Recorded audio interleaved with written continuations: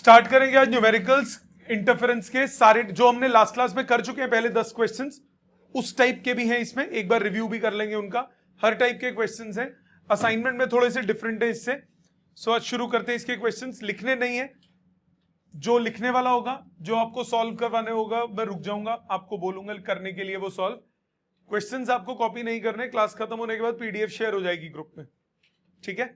Start करते हैं। First question कह रहा है when the two waves superimpose in the same phase the resultant amplitude A is. Same phase में superposition है। सेम फेज में सुपरपोजिशन का मतलब क्या हुआ? Constructive interference. जब कंस्ट्रक्टिव इंटरफेरेंस होता है तो एम्पलीट्यूड क्या हो जाता है? ऐड होता है, सबट्रैक्ट होता है? ऐड होता है। तो ऑप्शन कौन सी होगी? First option A1 plus A2। Amplitudes क्या कर दोगे? Add up. Second, according to the principle of superposition, the amplitude of resultant wave is given by scalar addition, algebraic addition, vector addition या trigonometric? vector addition। y क्या हो जाता है? y1 plus y2 vector form में। सो answer क्या होगा? B option, C option, vector addition. Third, two waves having amplitudes in the ratio 5:1 produce interference.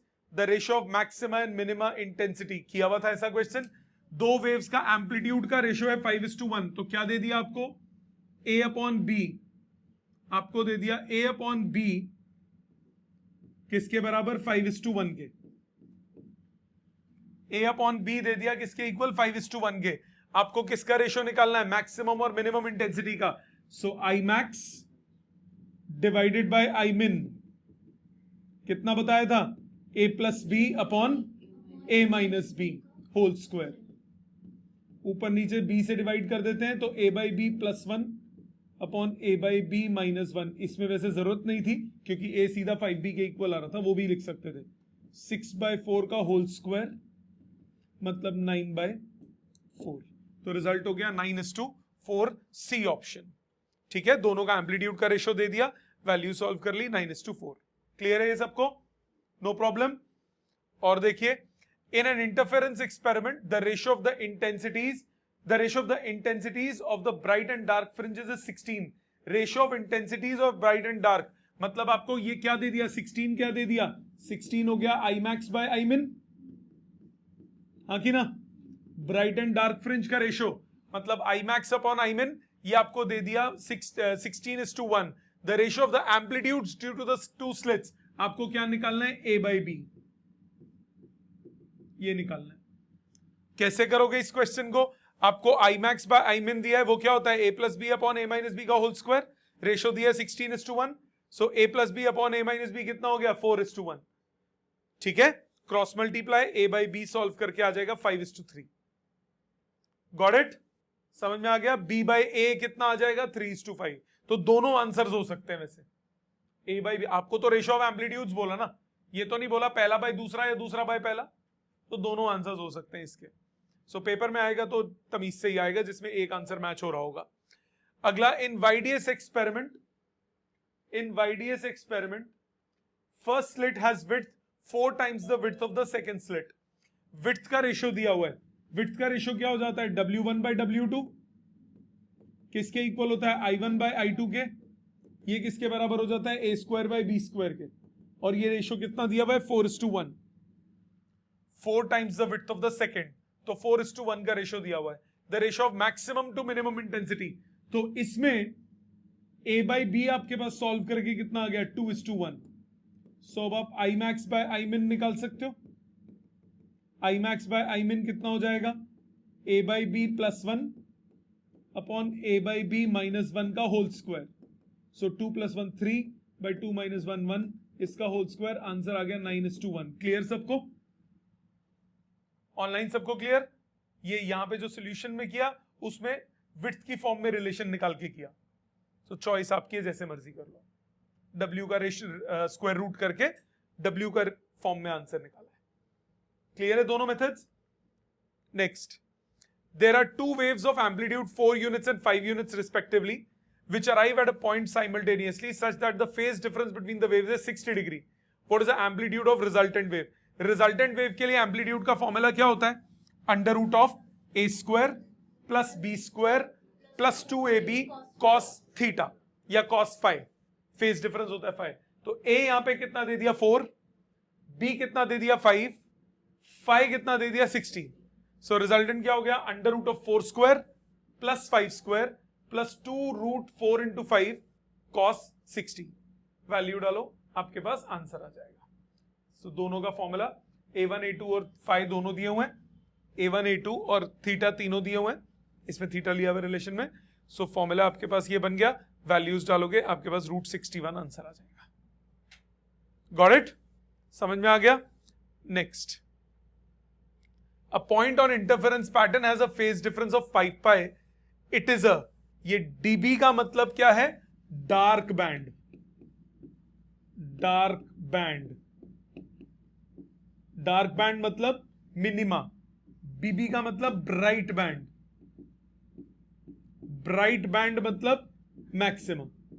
अब मुझे आप एक बात बताओ, 5 पाई का फेज डिफरेंस दिया है, फेज डिफरेंस, पहले तो एक बार दोबारा रिकैप, अगर फेज डिफरेंस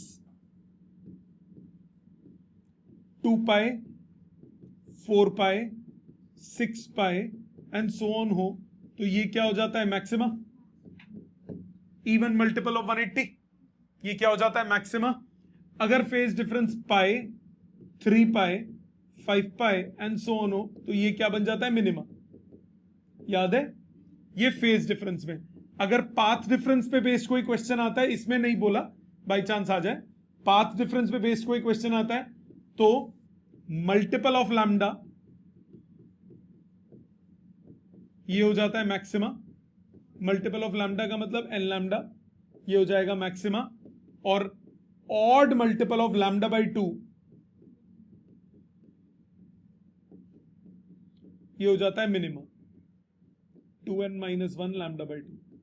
ध्यान है ये बात?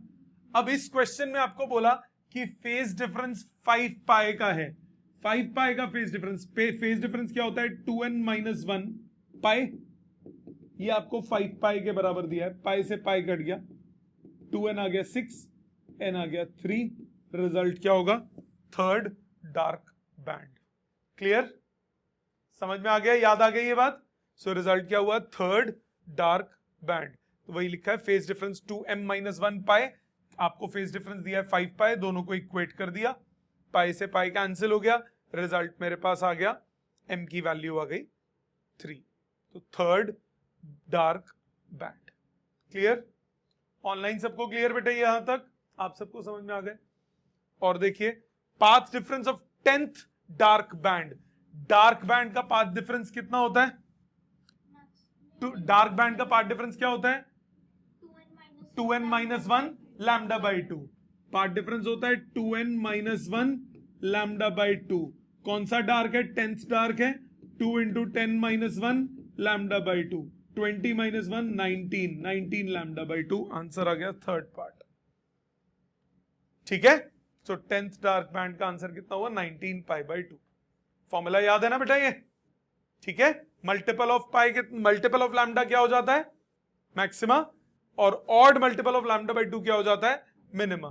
Next, the displacements of two interfering waves y1 and y2, ये दो इंटरफेयरिंग वेव्स हैं, the amplitude of the resultant wave in CGS system. Amplitude of resultant क्या फॉर्मूला होता है? Under root of a square plus b square plus 2ab cos phi। अब इसमें phase difference कितना है दोनों वेव्स के बीच में, वो बताओ पहले। पहली वेव कौन सी है? 4 sin ओमेगा टी। दूसरी वेव कौन सी है? 3 cos omega T. Phase difference कितना होगा? पाई बाई 2 का। कैसे? फेजर याद है? ये फेज कौन सा होता है? साइन का फेज होता है। दूसरा फेज क्या होता है? कॉस का फेज होता है। तो जो कॉस वाले फेज होगा वो 90 डिग्री आगे होगा कि नहीं होगा? सो दोनों के बीच में फेज डिफरेंस कितना हो गया? पाई बाई 2 का। तो रिजल्टेंट वेव का आंसर क्या बनेगा? Under root of 4 square plus 3 square plus 2 × 4 × 3 cos 90। cos 90 0, answer आ गया 5 यूनिट्स। सेंटीमीटर है तो सेंटीमीटर। आ गई बात समझ? क्लियर? यही यहां पे लिखा है, a1 a2 दिया हुआ है, फॉर्मूला लगाया और आंसर निकाल लिया। अगला भी ऐसा ही है, ध्यान दो। Two beams of light having, नहीं ऐसा नहीं, थोड़ा आगे। Two beams of light having intensities I and 4i interfere to produce fringe pattern on the screen. Phase difference between the two beams is pi by 2 at point A and pi at point B. Difference between the respective intensities at A and B. अब पहले A की बात करते हैं. A पे पहले wave की intensity कितनी है I, दूसरे वेव की इंटेंसिटी कितनी है 4i और फेज डिफरेंस कितना दिया है पाई बाई 2. हाँ कि ना? ए के लिए यही 3 कंडीशंस दी हुई है. बी के लिए क्या कंडीशंस दी हुई है? पहले वाले का इंटेंसिटी आई, दूसरे वाले का 4i और फेज डिफरेंस बी के लिए कितना दिया हुआ है? पाई. यही कंडीशंस दी है बेटा, यही कंडीशंस दी है. दोनों की रिजल्टेंट इंटेंसिटी का डिफरेंस निकालना है. सो पहले वाले की रिजल्टेंट इंटेंसिटी को आई डैश बोल दिया. कितना होगा? I1 plus I2 plus 2 root I1 I2 cos 90. cos 90 कितना होता है? 0. आंसर आ गया 5i. दूसरे वाले के लिए I डैश बोल देते हैं, दूसरे वाले को I डैश बोल देते हैं. I डैश फर्स्ट को लिया था, सॉरी. I डबल डैश ले लेते हैं. I डबल डैश कितना होगा? I1 plus I2 plus 2 root I1 I2 cos pi. cos pi कितना होता है? -1. वैल्यू डालो. 5i minus 2 into 2i. Solve करके आया i. तो डिफरेंस कितना हुआ? हमें डिफरेंस निकालना है. वो हो गया 5i माइनस i. आंसर आ गया 4. Got it? इसका ऑप्शन होगा second option. Logic clear? Online सबको समझ में आ गया बेटे? ठीक है. नेक्स्ट, इसमें इसका सॉल्यूशन किया हुआ है. वही सेम तरीका, पहले वाले के लिए निकाला, दूसरे के लिए निकाला और डिफरेंस कर दिया. Next, waves of same amplitude and same frequency from two coherent sources overlap at a point. Same amplitude, same frequency. इससे क्या पता लगा? कौन है ये? कोहेरेंट सोर्सेस और कुछ नहीं है. Overlap at a point. The ratio of the resultant intensity when they arrive in phase. In phase मतलब phi कितना? 0. And when they arrive 90 degree phase difference. तो बाद में phi कितना है? 90. तो पहले फेज डिफरेंस कितना है? 0 डिग्री. बाद में फेज डिफरेंस कितना है? 90 डिग्री. तो जब फेज डिफरेंस 0 है तो रिजल्टेंट कितना होता है? 4i0. i0 पहले जब फेज डिफरेंस 0 है, अगर फेज डिफरेंस 0 है तो रिजल्टेंट इंटेंसिटी क्या होती है? i0 plus i0 plus 2 root i0 cos 0. Solve करके आएगा 4i0. और जब फेज डिफरेंस 90 डिग्री है तब आई कितना होगा? I0 plus 2 root I0 cos 90. cos 90 क्या होता है? 0. ये सॉल्व करके आया 2i0. दोनों का रेशो कितना होगा? 2:1. दोनों का रेशो कितना हो जाएगा? 2:1 हो जाएगा ना. 4i0 divided by 2i0. Ratio का आंसर कितना आया? 2:1. यही करके दिखाया हुआ है. पहले 4i0 हो गया, बाद में 2i0 हो गया. दोनों का रेशो कितना आया? 2:1. सबको क्लियर? आसान लग रहे हैं न्यूमेरिकल्स इसके? और देखिए, Young's double slit experiment is conducted with light of wavelength lambda. The intensity of bright fringe is I. The intensity over a point where the path difference is 3 lambda by 4. अब जब intensity आप निकालते हो, तो वो उसका formula आपका phase difference की फॉर्म में होता है. I1 plus I2 plus 2 root I1 I2 cos phi. Phase difference चाहिए होता है. आपको यहां पे क्या दिया हुआ है? पाथ डिफरेंस दिया हुआ है. तो पहले पाथ डिफरेंस को किस में कन्वर्ट करोगे? फेज डिफरेंस में. रिलेशन क्या होता है? phi is equal to 2 pi by lambda into x. याद है बात? x is equal to lambda by 2 pi into phi. Cross multiply कर दूं तो फाई कितना आएगा? 2 pi by lambda into x. तो यहां पे कितना आया? 2 pi by lambda into 3 lambda by 4. कितना आ गया ये? 3 पाई बाई 2. तो 3 पाई बाई 2 का फेज डिफरेंस है. ठीक है, समझ में आई बात? अब आप क्वेश्चन में ध्यान से पढ़ो। Young's double slit experiment is conducted with light of wavelength lambda, intensity of bright fringe is I. तो आई आपको दिया हुआ है I1 plus I2 plus 2 root I1 I2, मतलब 4I0। आई आपको 4I0 दिया है, मतलब I0 कितना हो गया I/4, हाँ कि ना? इतनी बात समझ में आती है? I0 हो गया I/4। आपको इंटेंसिटी कहां निकालनी है? जब ये फेज डिफरेंस हो, तो रिक्वायर्ड इंटेंसिटी होगी I1 plus I2 plus 2 root I1 I2 cos 3π/2। cos 3π/2 क्या होगा? 0। रिजल्ट क्या आया? 2I0। I0 की वैल्यू डाल दो, आंसर आ गया I/2। बात समझ में आ गई? तो जो गिवन है उससे निकालना है आपको। इंटेंसिटी ऑफ ब्राइट फ्रिंज आई दिया हुआ है,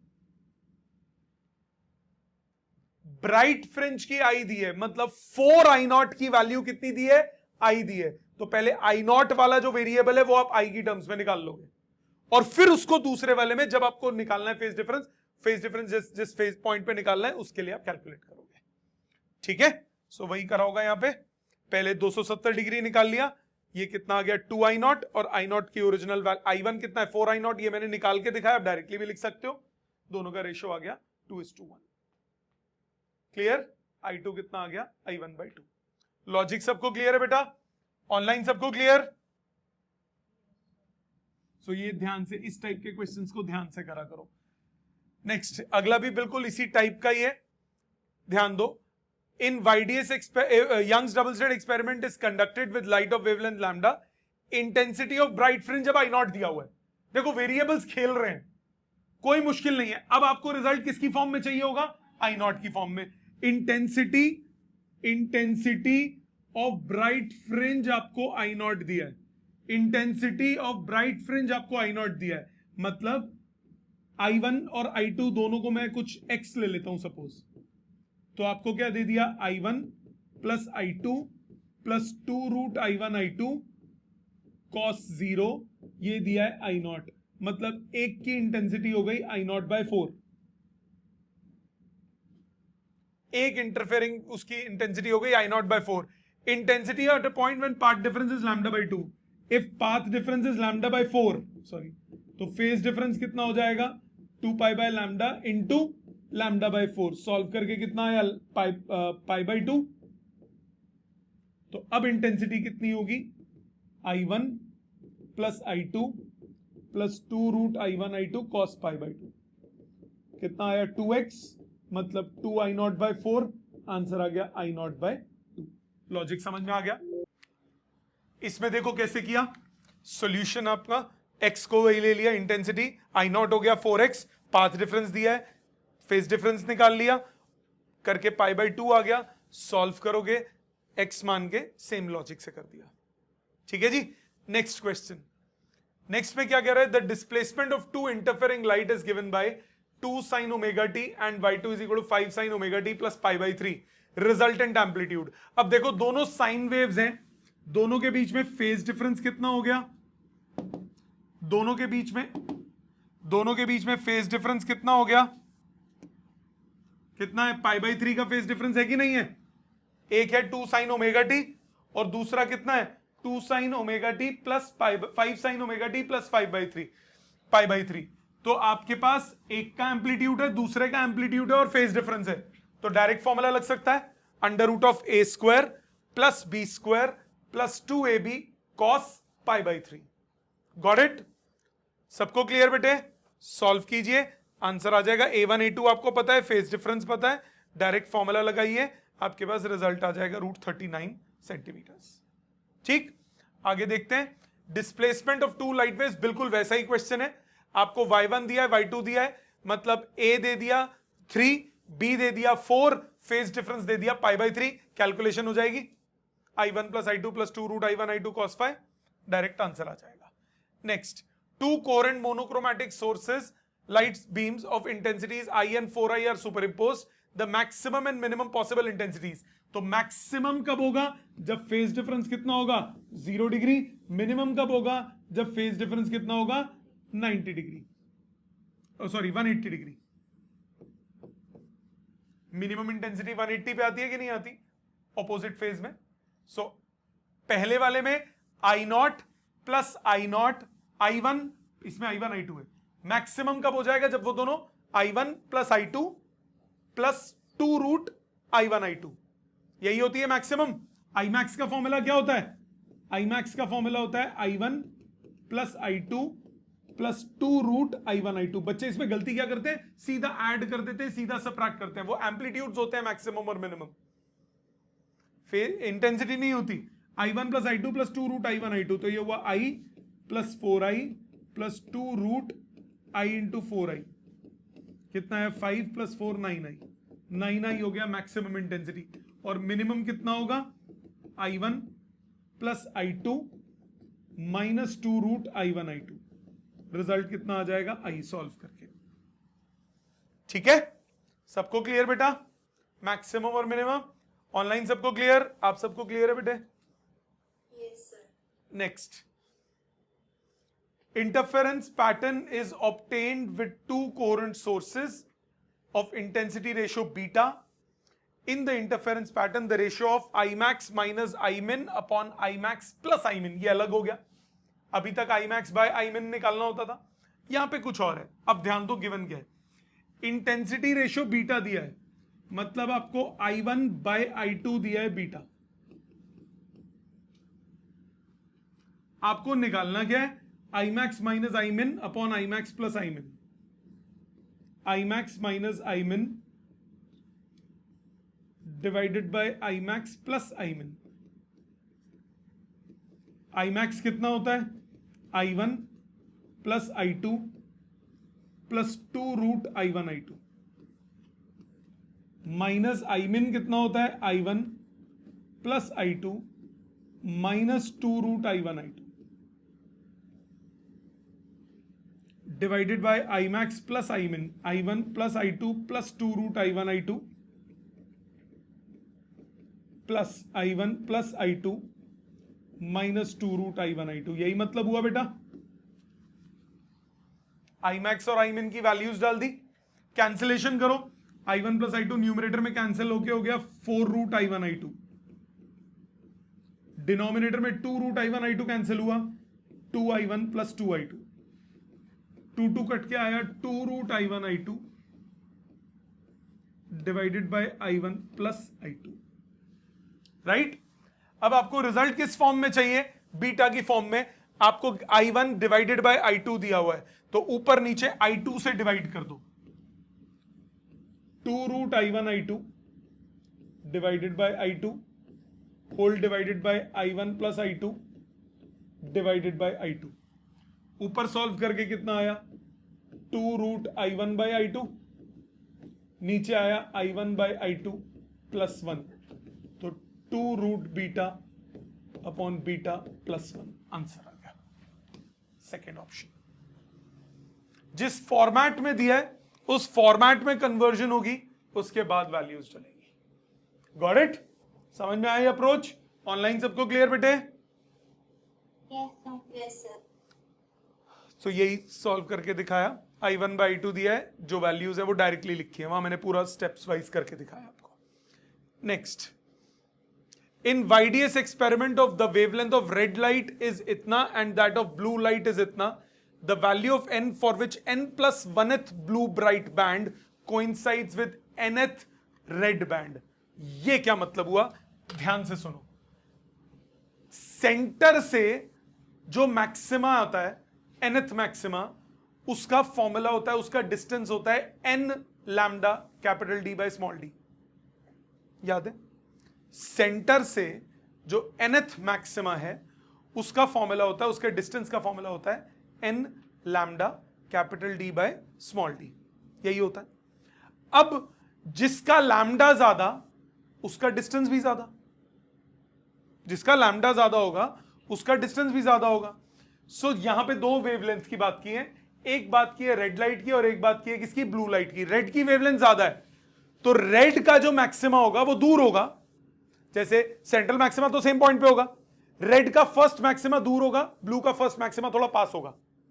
रेड का सेकंड मैक्सिमा और दूर होगा, ब्लू का सेकंड मैक्सिमा थोड़ा पीछे और हो जाएगा। Isn't it? अब आपको क्वेश्चन में क्या बोला? आपको क्वेश्चन में बोला n+1th blue bright band coincides with nth red band.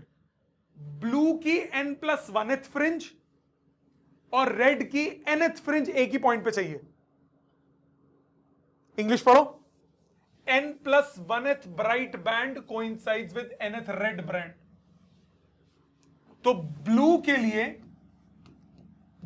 लिए n+1th फ्रिंज सेम पॉइंट पे होगी जहां रेड के लिए nth फ्रिंज होगी.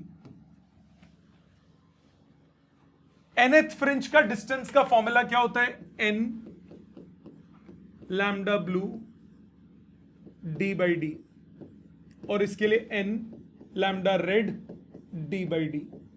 दोनों डंगर कट गए. लैम्डा दोनों पता है, n निकल जाएगा. लैम्डा दोनों पता है ना, ब्लू का भी लैम्डा पता है, रेड का भी लैम्डा पता है, n निकल जाएगा. कितना होगा देखते हैं. n+1 lambda for blue is 5 into 10⁻⁵ is n times 7.5 into 10⁻⁵. 10 की पावर उड़ गई. ये 2 से कटा, ये 3 से कटा. 2n + 2 is 3n. तो n की वैल्यू कितनी आ गई? 2. तो n की वैल्यू कितनी आ गई? 2. Got it? आसान लगा? थोड़ी सी लैंग्वेज, थोड़ी सी चीजें, बीटा के बेसिक फॉर्मूलाज और पोजीशन के बेसिक फॉर्मूलाज याद करो. आसान सा क्वेश्चन है. तो n1 λ1 इक्वल टू n2 λ2 करा तो वही है ना. n1 λ1 dd तो कट गया. n1 λ1 equal to n2 λ2. दोनों को सिंप्लीफाई किया, हमारे पास आंसर आ जाएगा. ठीक है जी. Next, in Young's double slit experiment wavelength दिया है. The distance between the two slits is 0.2 millimeter. Distance between two slits, ये क्या दे दिया? Small D. Distance between the slits and screen is 2 meters. ये क्या दे दिया? Capital D. कैपिटल डी पता है, स्मॉल डी पता है, लैम्डा पता है. If central maxima is at x = 0, जो कि हम लेते ही हैं, थर्ड मैक्सिमा का डिस्टेंस निकालना है. थर्ड मैक्सिमा का डिस्टेंस कितना होगा?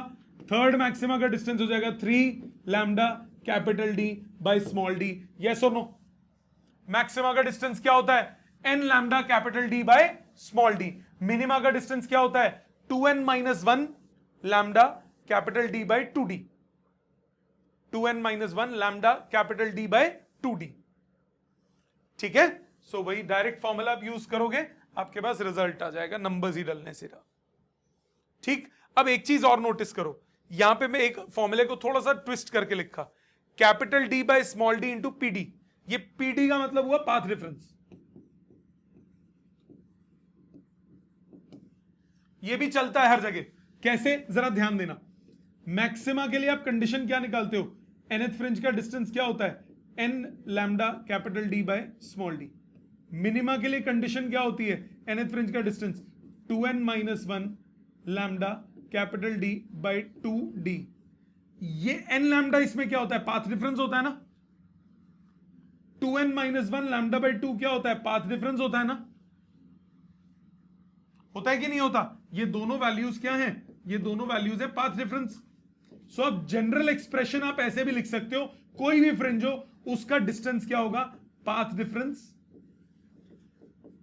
Into capital D by small D. ऐसे भी लिख सकते हो, आपकी चॉइस है. डायरेक्ट फॉर्मूला सोचना है, डायरेक्ट फॉर्मूला सोचो. ऐसे सोचना है, ऐसे सोचो, आपकी चॉइस. दोनों ठीक है. ठीक है. Next, when a thin wedge-shaped film is illuminated by a parallel beam of light of wavelength 6000 angstrom, 7 fringes are observed in a certain region of the film. The number of fringes will be observed in the same region of the film if light of wavelength 4200 angstrom is used. Dash. कितना? Question समझो पहले, ध्यान से सुनो. When a thin wedge-shaped film is illuminated, बाहर में जाए, illumination कर रहे हो, parallel beam of light of wavelength 6000 angstrom, 7 fringes are obtained in a certain region of the film. 7 fringes मिल रही हैं. तो ये एक रीजन है, इस रीजन में आपको 7 fringes मिल रही है. तो इसकी लेंथ कितनी होगी 7 टाइम्स बीटा। 7 फ्रिंजेस मतलब एक फ्रिंज कितनी विड्थ की होती है बीटा की, तो 7 फ्रिंज कितने की होगी 7 बीटा, राइट। अच्छा जी, ये हो गया 7 टाइम्स बीटा क्या होता है lambda capital D by small D, right. आगे क्या बोला, the number of fringes will be observed in the same region if the film if the light of wavelength 4200 angstrom is used. अब wavelength बदल दी, wavelength को change कर दिया, same distance में कितनी नंबर ऑफ फ्रिंजेस होंगी वो निकालना है। इंग्लिश पढ़ो, यही मतलब बनता है। 6000 एंगस्ट्रॉम की 7 फ्रिंजेस मिल रही हैं, 6000 एंगस्ट्रॉम की 7 फ्रिंजेस मिल रही हैं, तो टोटल डिस्टेंस कितना हो गया, टोटल स्पेस कितनी हो गई 7 टाइम्स द फ्रिंज विड्थ। आपको बोला 4200 एंगस्ट्रॉम की कितनी फ्रिंजेस मिलेंगी, तो 4200 एंगस्ट्रॉम का नंबर निकालना है। तो इसकी फ्रिंज की विड्थ कितनी होती है lambda 2 D by D, lambda change कर दिया, दोनों को इक्वेट कर दो, ओवरऑल डिस्टेंस तो सेम है, निकल जाएगा n निकल जाएगा, वही करा है देखो n1 lambda 1 equal to n2 lambda 2, dt तो कट गया ना, वैल्यू डालो n2 निकल गया सीधा सीधा। समझ में आ गया, ऑनलाइन सबको क्लियर बेटा, आप सबको क्लियर है बच्चे, ठीक है। Next, in YDS experiment blue green light of wavelength 500 nanometer is used, the slits are 1.2 millimeter apart and the viewing screen is 5.4 meters away from the slit, the fringe width is, बड़ा simple सीधा direct value. ये आपको क्या दिया हुआ है lambda, ये कितना दिया हुआ है स्मॉल डी, ये कितना दिया है कैपिटल डी। यूनिट्स का ध्यान रखो, ये मिलीमीटर में और ये मीटर में, ऐसा यूनिट्स में सबको कन्वर्ट करना पड़ेगा। फ्रिंज विड्थ निकालनी है, फ्रिंज विड्थ का वैल्यू क्या होता है lambda capital D by small D, yes और नो, डायरेक्ट फॉर्मूला डालो आंसर निकल जाएगा। ठीक है, क्लियर है बेटे यहां तक सबको। अब इसका वही सॉल्यूशन देख लो, ये वैल्यू दी हुई है, सीधा सीधा आंसर आ गया। क्लियर, नेक्स्ट आ जाते हैं। A source emitting wavelength of 400, 480 and 600 nanometer is used in YDSE. Separation between the slits is 0.25 millimeter. Interference is obtained at 1.5 meter. Linear separation between the first maxima of the two wavelengths. ध्यान दो, बड़ी simple सी बात है। First maxima मतलब कितनी दूर होता है first maxima, 1 lambda capital D by small D पे। मैक्सिमा की पोजीशन का फॉर्मूला क्या होता है, मैक्सिमा की पोजीशन का फॉर्मूला होता है n lambda capital D by small D. तो फर्स्ट मैक्सिमा की पोजीशन का फॉर्मूला क्या होगा 1 lambda capital D by small D. आपको दो अलग अलग वेवलेंथ्स दी हुई है, एक वेवलेंथ ये रही, एक वेवलेंथ ये रही, दोनों का स्मॉल डी सेम है, दोनों के लिए कैपिटल डी सेम है। कह रहे फर्स्ट मैक्सिमा के बीच में कितना गैप होगा, तो दोनों के 1 lambda 1 capital D by small D और 1 lambda 2 capital D by small D, इसको क्या कर दो सबट्रैक्ट कर दो। सो दोनों वेवलेंथ्स का difference into capital D by small D, ये आ गया दोनों के बीच का गैप, खत्म। दोनों के फर्स्ट मैक्सिमा के बीच का गैप निकालना, तो दोनों का फर्स्ट मैक्सिमा निकाला और उन दोनों को क्या कर दिया सबट्रैक्ट कर दिया, वही करके दिखाया हुआ है। ध्यान दो, दोनों का फर्स्ट मैक्सिमा n नंबर 1 हो जाएगा, n lambda D by D होता है, दूसरे का n lambda D by D, दोनों को सबट्रैक्ट कर दो, n की जगह 1 डाल दो, आपके पास आंसर आ जाएगा। ठीक है जी। Next, 2 coherent sources are placed 0.9 millimeter apart and the fringes are observed 1 meters away. ये क्या दिया हुआ है स्मॉल डी, 1 मीटर क्या दे दिया capital D. Wavelength of monochromatic light used if it produces the second dark fringe at a distance of 10 millimeter, ये दे दिया Y2 डार्क फ्रिंज का। सेकेंड डार्क फ्रिंज के लिए nth फ्रिंज का डिस्टेंस कितना होता है 2n - 1 lambda D by 2d, यही होता है। सेकेंड डार्क के लिए कितना हो जाएगा, n की जगह 2 डाल दोगे, 3 lambda capital D by 2d। अब आपको ये मालूम है, ये मालूम है, ये मालूम है, 3 मालूम है, 2 मालूम है, लैम्डा निकल जाएगा। हाँ कि ना, सेकेंड डार्क फ्रिंज के लिए n कितना हो गया 2 के इक्वल, डायरेक्ट वैल्यूज डालो, आपके पास आंसर आ जाएगा। नेक्स्ट, ये वैल्यूज डली हुई है, सीधा आंसर निकलेगा। Next, a beam of light is consisting of two wavelengths. ये बहुत इंपॉर्टेंट है, ये बहुत इंपॉर्टेंट है, ये समझा के मैं साइड हो जाऊंगा, प्लीज लिख लेना जरूर इसको, ये इंपॉर्टेंट क्वेश्चन है। Beam of light consisting of two wavelengths 6500 angstrom and 5200 angstrom are used to obtain interference fringes in YDS experiment. The least distance from the central maxima when the bright fringes due to both the wavelengths coincide. दोनों की bright fringes सबसे पहली बार कब coincide करेंगी? पहली बात तो सीधी सी ये है, सेंट्रल मैक्सिमा दोनों का एक ही पॉइंट पे होगा। तो सपोज करो ये पहली वेव है, इसका ये सेंट्रल, ये इसका पहली वाली वेवलेंथ का फ्रिंज पैटर्न है, इंटेंसिटी पैटर्न। जो दूसरी है, ये सपोज बड़ी वेवलेंथ थी, अब मैं छोटी वेवलेंथ के लिए बनाता हूं। छोटी वेवलेंथ का बीटा छोटा होगा पर सेंट्रल मैक्सिमम उसी पॉइंट पे होगा, तो फर्स्ट मिनिमा जल्दी बनेगा, फर्स्ट मैक्सिमा जल्दी बनेगा। गैप आ गया थोड़ा सा, अगले जब मैक्सिमाज होंगे तो गैप बढ़ जाएगा और उसके बाद हो सकता है वो मीट कर जाए। मतलब दोनों के सेंट्रल एक ही पॉइंट पे, इसका फर्स्ट मैक्सिमा आगे है और इसका फर्स्ट मैक्सिमा पीछे रह गया, गैप आ गया थोड़ा सा। इसका सेकंड मैक्सिमा और आगे, इसका सेकंड मैक्सिमा पीछे रह गया, गैप बढ़ गया। इसका थर्ड मैक्सिमा और आगे, इसका थर्ड मैक्सिमा हो सकता है यहीं आ जाए। पहले सेंट्रल एक ही जगह पे थे, ये आगे चला गया, ये पीछे रह गया, ये और आगे चला गया, ये और पीछे रह गया। तो पहली बार जब वो मीट करेंगे तो ये वाला जो है ये पिछले वाले के साथ मीट करेगा कि नहीं करेगा? तो बड़े वाले की अगर nth फ्रिंज होगी तो छोटे वाले की n+1th फ्रिंज होगी कि नहीं होगी? गैप बढ़ता जा रहा है, पहले दोनों से एक ही पॉइंट पे थे, ये पीछे रह गया और गैप बढ़ गया और गैप बढ़ गया। तो गैप बढ़ते बढ़ते पहली बार कब मिलेंगे? जब ये वाला उसके पिछले वाले के साथ कोइंसाइड कर जाएगा। तो क्या ध्यान रखना है, nth फ्रिंज लार्ज वेवलेंथ की कोइंसाइड करेगी n+1th फ्रिंज स्मॉल वेवलेंथ की। जो छोटी वेवलेंथ है उसकी n+1th फ्रिंज बड़ी वेवलेंथ की nth फ्रिंज से क्या करेगी? कोइंसाइड। तो यहां करता हूं nth फ्रिंज बड़े वाले की, तो n lambda large d/d is n+1 lambda small d/d। d cut गए, n निकल जाएगा, n निकल जाएगा। ये एनसीईआरटी का क्वेश्चन है, बहुत इंपॉर्टेंट है। सो एक की nth और दूसरे की n+1th फ्रिंज कोइंसाइड करवा दी, सॉल्व किया, मेरे पास सीधा सीधा आंसर आ गया। मैं करके एक बार सॉल्व कर ही देते हैं।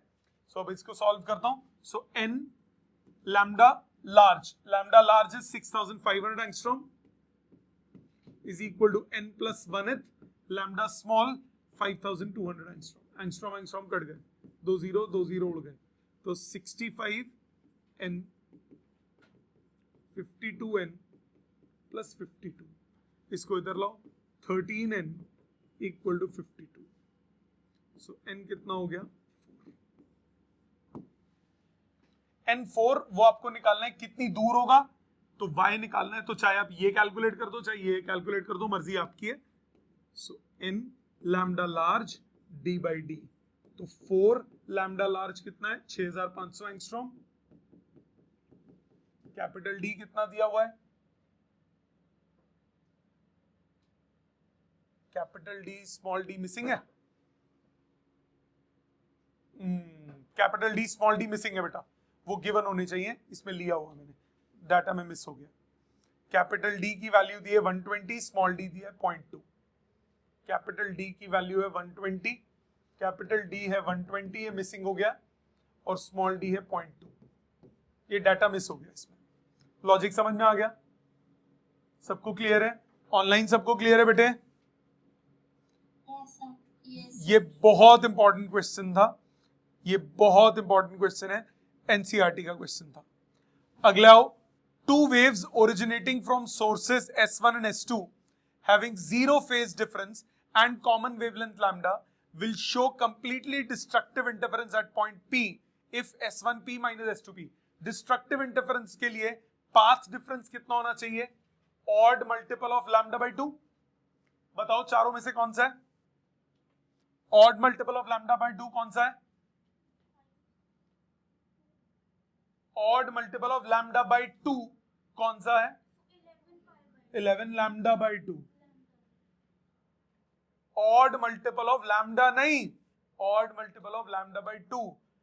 फेज डिफरेंस होता है ऑड मल्टीपल ऑफ पाई, ये पाथ डिफरेंस है, वो क्या होता है डिस्ट्रक्टिव के लिए? Odd multiple of lambda by 2। Destructive interference के लिए ऑड मल्टीपल हो गया, वैल्यू डालो, हिट एंड ट्रायल से आंसर आएगा। अगला, in YDS experiment the fringe width is found to be 0.4 millimeter, whole apparatus is immersed in water। Again ये भी बहुत इंपॉर्टेंट क्वेश्चन है। पूरे apparatus को आपने पानी में डाल दिया, जब पूरे apparatus को पानी में डालोगे तो होगा क्या? ध्यान देना, beta in air is lambda in air D by D, beta in medium is lambda in medium D by D, हाँ कि ना? रिफ्रैक्टिव इंडेक्स की एक इक्वेशन आपने पढ़ी है, mu is equal to c by v, इसको lambda in air divided by lambda in medium भी लिख देते हैं, याद है? दोनों को डिवाइड करो तो आपके पास आया beta in air divided by beta in medium is lambda in air divided by lambda in medium, मतलब रिफ्रैक्टिव इंडेक्स। तो आप रिलेशन यूज कर सकते हो, beta in medium is beta in air divided bye refractive index. MCQ के लिए directly use कर सकते हो, डिस्क्रिप्टिव क्वेश्चन आएगा तो स्टेप्स करके दिखाने पड़ेंगे। बीटा मीडियम का क्या हो जाएगा? एयर का divided by refractive index. Direct मैंने इसमें फॉर्मूला यूज किया क्योंकि एमसीक्यू है, अदरवाइज आप डायरेक्ट स्टेप्स ये शो करोगे कि ये कहां से आया, और ये इंपॉर्टेंट क्वेश्चन है। देखो बीटा है क्या? बीटा है lambda D by D. Beta कब कब चेंज होगा? जब कैपिटल डी चेंज हो, स्मॉल डी चेंज हो, लैम्डा चेंज हो। लैम्डा कैसे चेंज हो सकता है? एक कलर की लाइट है उसकी जगह दूसरा कलर की लाइट यूज करो, लैम्डा चेंज हो जाएगा। और कब कब चेंज हो सकता है? पूरे सेटअप को पानी में डाल दो, लैम्डा चेंज हो जाएगा, मीडियम अगर बदल दे तो। ठीक है, समझ में आया? आगे देखिए, in YDS experiment the slits are separated by distance equal to 100 times the wavelength of light passing through the slits, then the angular separation in radian between the central maxima and the adjacent maxima. Angular separation, ये क्या हो गया? Angular width of fringe. Angular width का formula क्या बताया आपको? Lambda by small D, याद है? अब आपको क्वेश्चन में क्या बोला?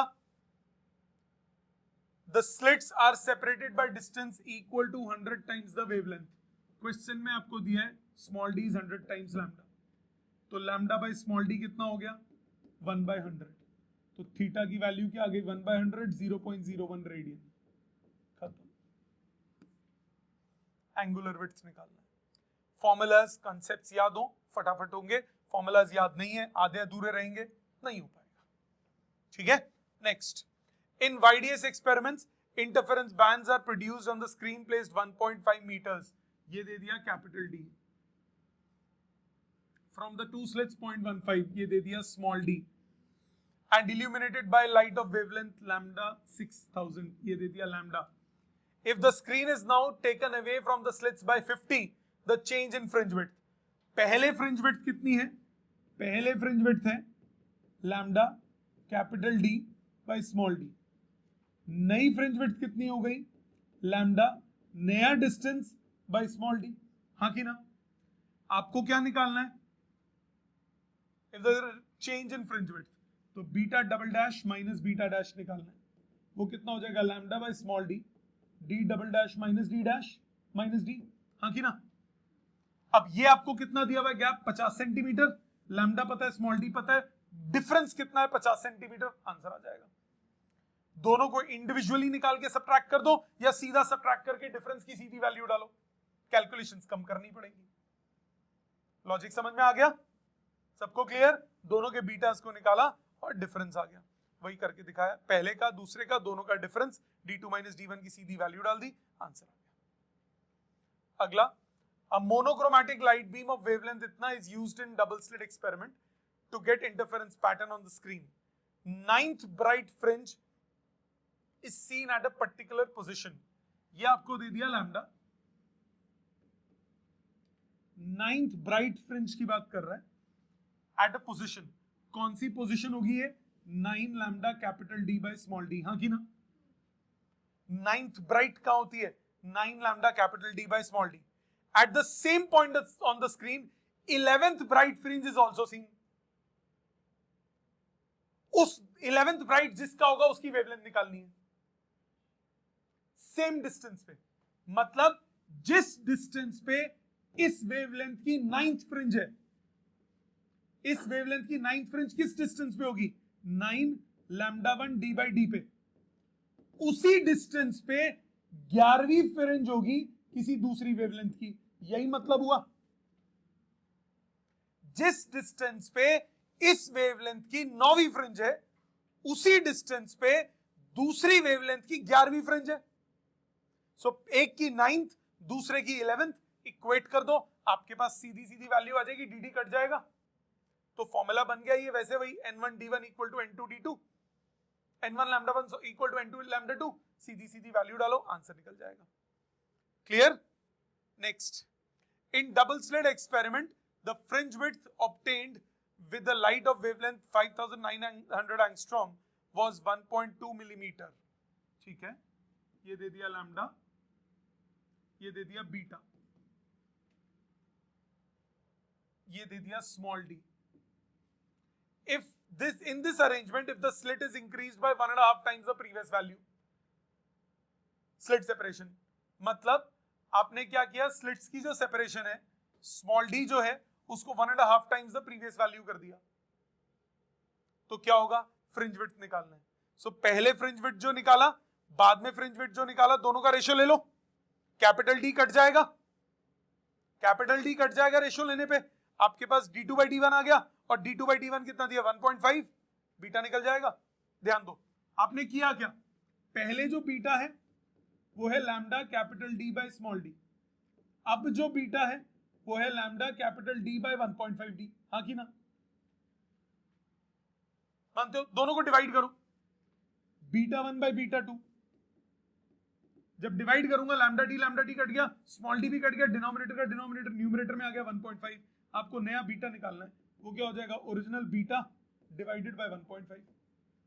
ओरिजिनल बीटा कितना है? 1.2, नहीं ओरिजिनल, हाँ 1.2 डिवाइडेड बाय 1.5, आंसर आ गया। आई समझ? क्लियर? क्वेश्चन ध्यान से पढ़ा करो, लंबे लंबे पर बहुत इजी क्वेश्चंस हैं।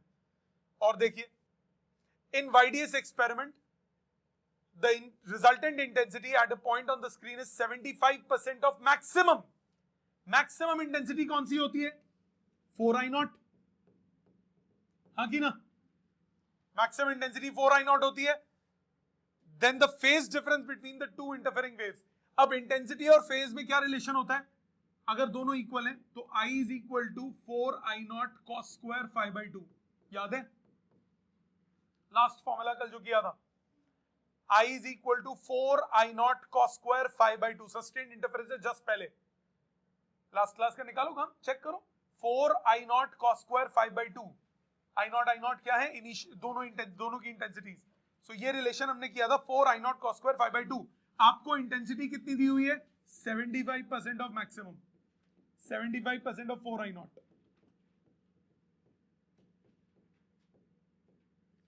4I0 कट गया, ये हो गया 3/4, तो cos 5/2 कितना आया?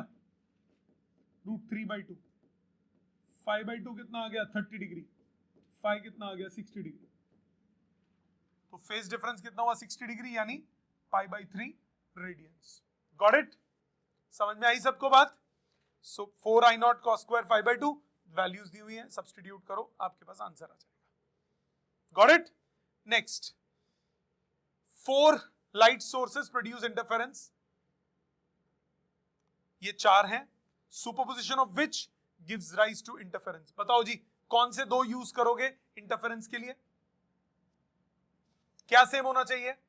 वेवलेंथ, कोहेरेंट सोर्सेज होनी चाहिए, वेवलेंथ सेम होनी चाहिए, फ्रीक्वेंसी सेम होनी चाहिए, फेज डिफरेंस हो सकता है, एम्पलीट्यूड डिफरेंट हो सकता है। तो कौन से हुए?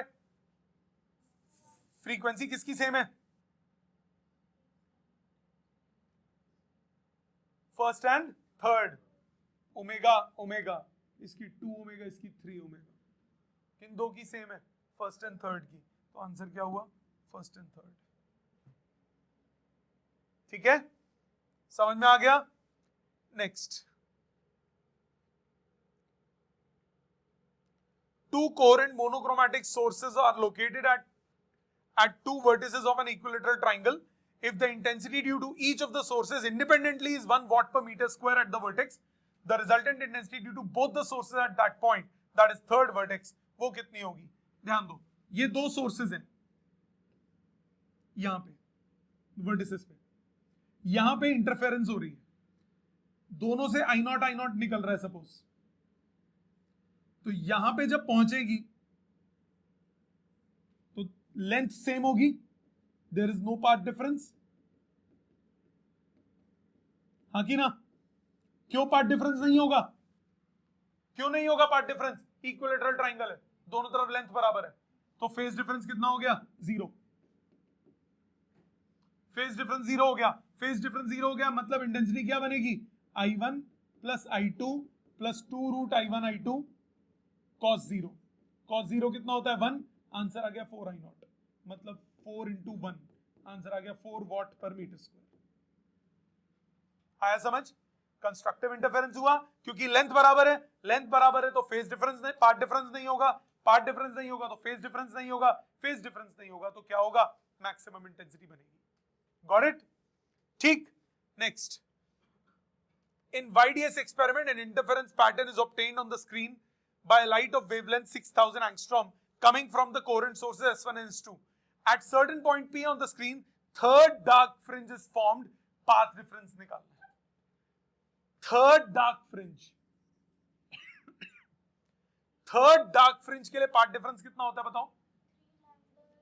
Third dark fringe path difference की वैल्यू क्या होती है? 2n minus 1 lambda by 2। Third dark fringe के लिए क्या हो गया? 5 लैम्डा बाई 2, हाँ कि ना? लैम्डा पता है, 5 लैम्डा बाई 2 निकाल लो, खत्म, आंसर आ गया। समझ में आ गई बात? क्लियर सबको? ऑनलाइन सबको समझ में आ गया? Next, in YDS experiment the distance between the slits is 0.28 millimetre, ये दे दिया small d, and the distance between the screen and the slit is 1.4, ये दे दिया capital D. Distance between the central bright fringe and the third bright fringe is 0.9, ये दे दिया third bright fringe का डिस्टेंस, मतलब 3 lambda capital D by small d, हाँ कि ना? सब कुछ पता है, लैम्डा निकल जाएगा। 0.9 बाई 3 हो गया, कैपिटल D गिवन है, स्मॉल d गिवन है, 3 तो बचपन से पता है, तो लैम्डा निकल जाएगा, तो डायरेक्ट फॉर्मूला डालना है। समझ में आ गया? सो ऐसे डायरेक्ट क्वेश्चंस भी इसमें काफी पूछे जाते हैं। YDS setup for interference is shifted from air to with in liquid, refractive index mu, fringe width क्या होगा? फॉर्मूला अभी निकाला था, क्या फॉर्मूला होता है? बीटा बाय रिफ्रैक्टिव इंडेक्स, निकाला था ना? लिक्विड में डाल दोगे तो मीडियम चेंज हुआ, मीडियम चेंज होके क्या हो जाएगा? Beta by refractive index. Next, in YDS experiment for which color fringe width is least? अब violet, indigo, blue, green, yellow, orange, red, इसकी वेवलेंथ इज मैक्सिमम, इसकी वेवलेंथ इज मिनिमम। जिसकी wavelength maximum होगी उसका बीटा मैक्सिमम होगा कि नहीं होगा? जिसकी वेवलेंथ मिनिमम होगी उसका बीटा मिनिमम होगा कि नहीं होगा? तो आपको क्या बोला? सबसे छोटा किसमें? इसमें कौन है? वॉयलेट है? नहीं है। इंडिगो है? नहीं है। ब्लू है? तो सबसे छोटा बीटा किसका हो जाएगा? ब्लू का। समझ में आ गई बात? विबग्योर में सबसे बड़ी वेवलेंथ किसकी होती है? रेड की। सबसे छोटी वेवलेंथ किसकी होती है? वॉयलेट की। Got it? नेक्स्ट, ये हमने कुछ क्वेश्चंस किए, कुछ और भी हैं और एडिशनल क्वेश्चंस भी आपके असाइनमेंट में मिलते जुलते भी होंगे, बिना मिलते जुलते भी होंगे। तो अगली क्लास तक का काम क्या है? आपको सारे क्वेश्चंस असाइनमेंट के कंप्लीट करने, अटेम्प्ट करने सारे के सारे, एक भी नहीं छोड़ना, not even a single one. ठीक है? Thank you very much.